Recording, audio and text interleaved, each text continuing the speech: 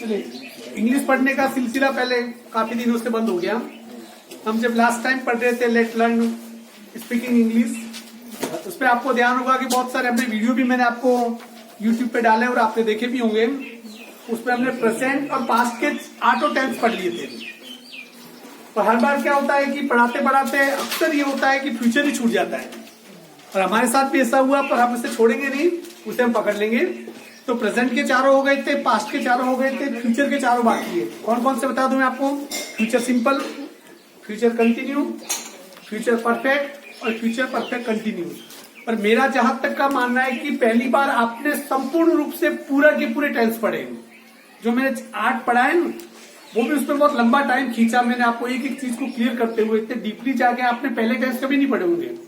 पहले हर बार आपको फॉर्मूले प्लस 2-4 वाक्य लिख के टेंस खत्म। मैंने वैसे नहीं किया। मैंने हाउ वी हैव यूज, हम किस प्रकार से हम इसका इस्तेमाल कर सकते हैं, वो भी मैंने आपको बताया था। आज है उसी कड़ी में फ्यूचर सिंपल। जैसे कि नाम से जाहिर है फ्यूचर, फ्यूचर का मतलब क्या होता है? भविष्य, अर्थात कि आने वाले समय के बारे में जिन वाक्यों में कुछ कहा जाता है वो कौन सा होता है? अर्थात कि जो घटना घटित नहीं हुई है, घटित होगी कभी, वो सभी उस प्रकार के सभी वाक्य किसमें? फ्यूचर सिंपल में आएंगे। इसकी यदि हिंदी में यदि इसकी पहचान देखी जाए, क्या होगी इसकी? गा, गे, गी और आगे कुछ बोलना मत, ठीक है?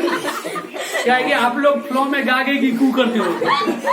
गा गे गी अर्थात कि जैसे वह खाना खाएगा, वह उदयपुर जाएगा, वह रसोई में खाना पकाएगी, हम कल परीक्षा देंगे। ये जो आने वाले समय की जो बात करते हैं, that is the future simple. Clear? ये तो हिंदी में इसकी पहचान हो जाएगी। मतलब ये कि कोई भी ऐसा वाक्य जिनके अंत में गागे की यदि आ रहा है, इसका मतलब वो कौन सा टेंस होगा? वो फ्यूचर सिंपल टेंस होगा। ये रिटन इंग्लिश के लिए बहुत जरूरी है, और एग्जाम के लिए आपको ध्यान रखना है एडवर्बियल। एडवर्बियल अर्थात कि आपके एग्जाम में पूछेगा फिल इन द ब्लैंक वाले में क्या करेगा? वो फिल इन द ब्लैंक वाले में वो आपको वाक्य दे देगा और उसमें जगह खाली छोड़ देगा। उस वाक्य को देख के आपको पता करना है कि कौन सा टेंस है 12 टेंसों में से। यदि उस प्रकार से वाक्य दे रखा और उसमें ये शब्द, ये वर्ड आ जाए, tomorrow, the, next Sunday, Sunday की जगह कुछ भी आ सकता है, नेक्स्ट मॉर्निंग कुछ भी आ सकता है, ठीक है ना? यदि ये वाले इस प्रकार से वाक्य आ जाए, अर्थात कि आने वाले कल की बात करें, तो इसका मतलब वो कौन सा टेंस होगा? वो फ्यूचर सिंपल। इसके रूल्स बहुत इजी है। इसके रूल्स से subject plus will, shell plus verb की फर्स्ट फॉर्म प्लस ऑब्जेक्ट। ये सिंपल वाला वाक्य, सिंपल सेंटेंस। यदि इंट्रोगेटिव बनाना हो तो will, shell plus subject plus verb की फर्स्ट फॉर्म प्लस ऑब्जेक्ट। आपको वैसे भी पता है कि जब भी हम इंट्रोगेटिव बनाते हैं तो हेल्पिंग वर्ब को क्या करते हैं? हम आगे ले आते हैं। दूसरी चीज, तीसरी, नेगेटिव बनाना हो तो सब्जेक्ट प्लस हेल्पिंग वर्ब के साथ क्या करते हैं? नॉट लगा देते हैं। विल शैल के बाद क्या लग जाएगा? नॉट प्लस वर्ब की फर्स्ट फॉर्म प्लस ऑब्जेक्ट। ये किसका है? ये बन गया नेगेटिव का। और यदि WH वर्ड वाले, वॉट, वेन, वेयर, इनसे बनने वाले वाक्य हो तो क्या करते हैं? वो WH वर्ड क्या करेंगे? हम आगे लगा देंगे।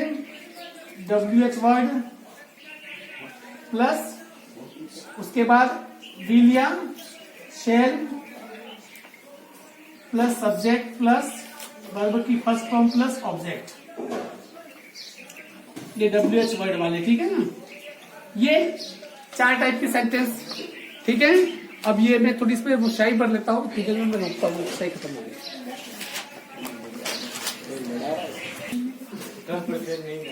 हाँ, यहाँ पर देखिए, जैसे कि रूल्स तो मैंने आपको पहले लिखा दिया है। सब्जेक्ट प्लस विल या शैल प्लस वर्ब की फर्स्ट फॉर्म प्लस ऑब्जेक्ट, पर मैं उस पर भूल गया था। मैं आपको ये ध्यान रखना है उसमें कि शैल का प्रयोग आई और बी के साथ शैल का प्रयोग होगा। किसके साथ? आई और वी के साथ, सिर्फ आई और वी के साथ सेल का प्रयोग, और उसके अलावा जितने भी सब्जेक्ट है यू, दे, ही, सी, घोड़ा, गधा, सब ठीक है, उन सबके साथ किसका प्रयोग होगा? हमेशा विल का प्रयोग। आई और वी आए तो शेल का, बाकी सभी के साथ विल का प्रयोग। क्लियर? चलिए यहाँ पर देखिए, जैसे मैं कल दिल्ली जाऊंगा, सब्जेक्ट क्या है यहाँ पर? मैं बेटा इतने प्यार से क्या देख रहा है? कि राजा को देखता है ऐसे, रोमियो जूलियट को देखती है वैसे, बड़े प्यार से देख रहा है। हाँ, मैं कल दिल्ली जाऊंगा। देखिए मैं कल दिल्ली जाऊंगा, सब्जेक्ट क्या है? आई। आई के साथ क्या लगेगा? I shall. वर्ब क्या है फिर? गो। I shall go. जाते गए क्या लगाते? To. I shall go to Delhi. कब जाएगा? टुमारो। ठीक है। कल बारिश होगी, बारिश वाले वाक्य कैसे बनाते हैं? इट से। इट से। इट के साथ क्या लगेगा? विल। काम क्या हो रहा है? बारिश होना। रेन। It will rain. कल बारिश होगी। तो देखो आपने हिंदी में तो मैंने कल खाना खाया था, बीते हुए कल के लिए भी कल, आने वाले कल के लिए भी कल, और इंग्लिश में ऐसा नहीं होता है। इंग्लिश में बीते हुए कल के लिए यस्टरडे और आने वाले कल के लिए tomorrow. It will rain tomorrow. हम जयपुर का भ्रमण करेंगे। हम के लिए सब्जेक्ट क्या है यहाँ पर? बी। बी के साथ क्या लगेगा? शेल। शेल। वर्ब क्या है? विजिट। भ्रमण करना, विजिट। तो वी शेल विजिट जयपुर। ठीक है। हम कल दिवाली मनाएंगे। सब्जेक्ट क्या है यहाँ पर? बी। बी के साथ क्या लगेगा? शेल। शेल। काम क्या हो रहा है? मनाएंगे। मनाएंगे। मनाने को क्या कहते हैं? सेलिब्रेट। तो वी शेल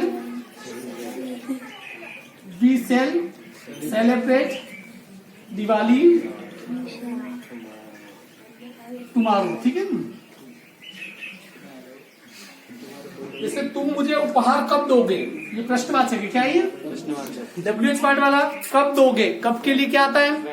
WH वर्ड वाले हो तो मैंने पहले कहा है कि वो WH वर्ड क्या लगेगा? आगे लग जाएगा। तो WH वर्ड है तो यहाँ पर वैन, तो वैन आगे लग जाएगा। फिर मैंने उसका रूल्स बताया था कि WH वर्ड प्लस विल या शेल। यहाँ देखो तुम मुझे उपहार कब दोगे, यू आ रहा है, यू के साथ क्या लगता है? विल या शेल क्या लगता है? विल।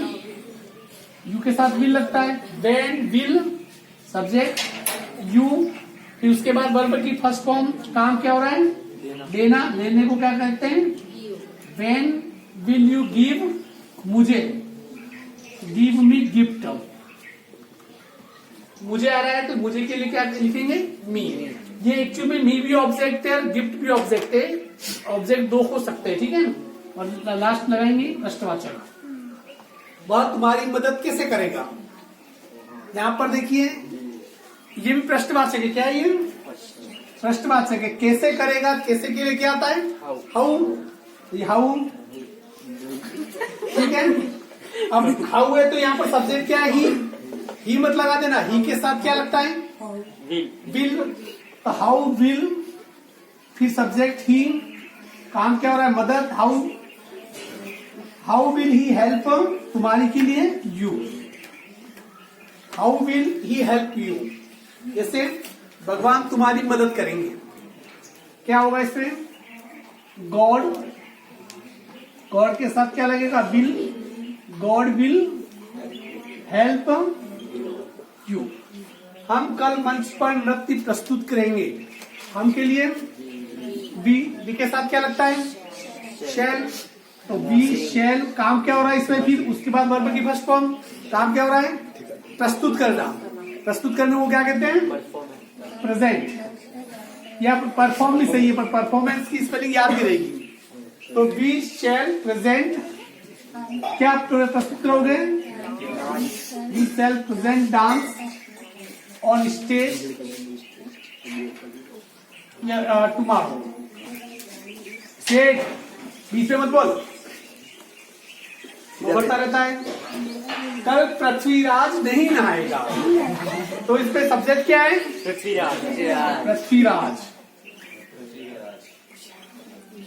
पृथ्वीराज उसके साथ क्या लगेगा? विल या shall? Will, Prithviraj will, negative है नॉट, बात टुमारो। और ये बात कुछ लोग ये बात को कल सत्य साबित करके रखेंगे। मैंने माँ से वादा किया कि, इसको कौन बनाएगा? मैंने माँ से वादा किया कि मैं उनकी मदद करूंगा। देखो मैंने क्या कर दिया, फ्यूचर सिंपल में जानबूझ के दूसरा टेंस डाल दिया मैंने।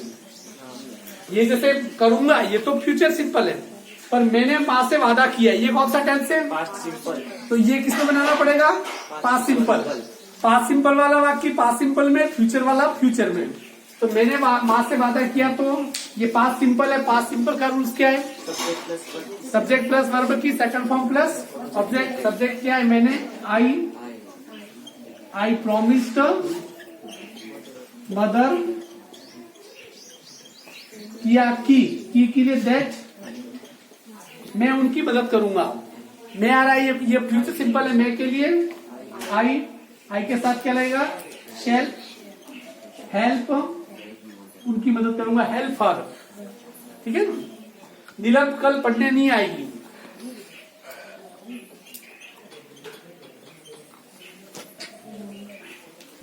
नीलम के साथ क्या लगेगा? नहीं लगाओ, चले क्या? नीलम विल नॉट, देखो पढ़ने नहीं आएगी। दो काम हो रहे इसमें, एक तो आना और एक पढ़ना।